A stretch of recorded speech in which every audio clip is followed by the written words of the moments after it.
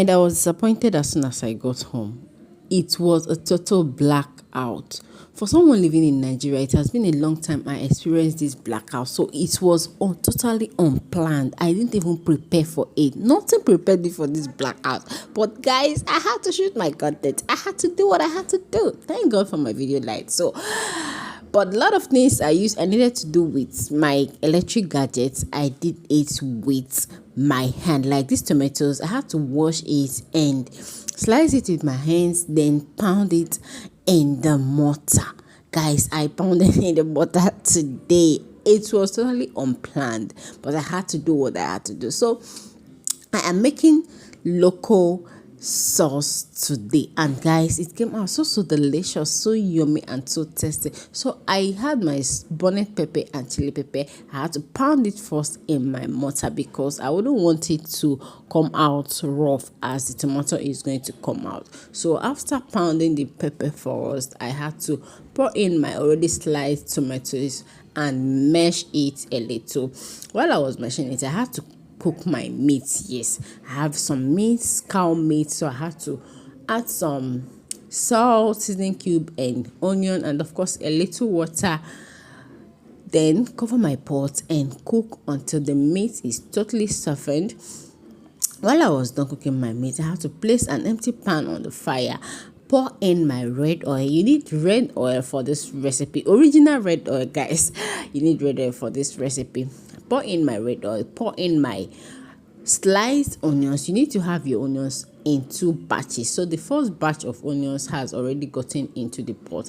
I didn't allow my oil to get too hot. I poured in my onions, fried a little bit, just like few seconds, then went in with my iru, known as locust beans. Then I'm going to fry this for about 5 minutes so that it will enhance the flavor. Once I'm done frying my onion and iru, I'm just going to go ahead and pour my tomatoes. The tomatoes actually look rough. You're just going to blend according to your desired texture. It should have been a little bit smoother if I use blender, but guys, I don't have the strength, so I used my mortar to do what I have to do. And the tomato is literally the type of tomato that has a lot of water in it, so I'm just going to allow it to cook and fry together at the same time. Here it is. Everywhere it's already messed up, but guys, we have to cook and clean at the same time. So here the water is almost drying out. The water in the tomatoes is almost drying out. Like I said before, the water content in my tomatoes is much, so you can just go ahead and buy the one you can find in the market. This is what I found in the market at this time, considering the season. So I went ahead to fry my tomatoes for about 20 minutes. As you can see, it's almost dry. The water is almost dry, so I went in with my meat.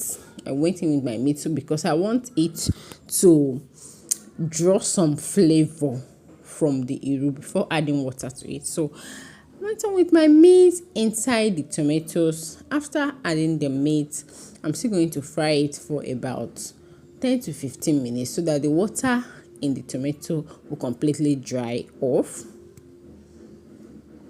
I didn't know this video is going to come out this clear because this is actually my first time of shooting without light, without NEPA light. I actually used just my video light, so I didn't know it would come out as clear as possible. And my battery was almost running low, so I had to manage everything just to give you guys this beautiful content video this Sunday morning. So at this point, I have to add my crayfish and pepper. I added more pepper because I want it to be spicy. The one I added earlier is not spicy enough, so because I needed it to be more spicy, I added more pepper. And of course, the second and last batch of onion in my tomato, and I'm still going to fry this for about 5 to 10 more minutes.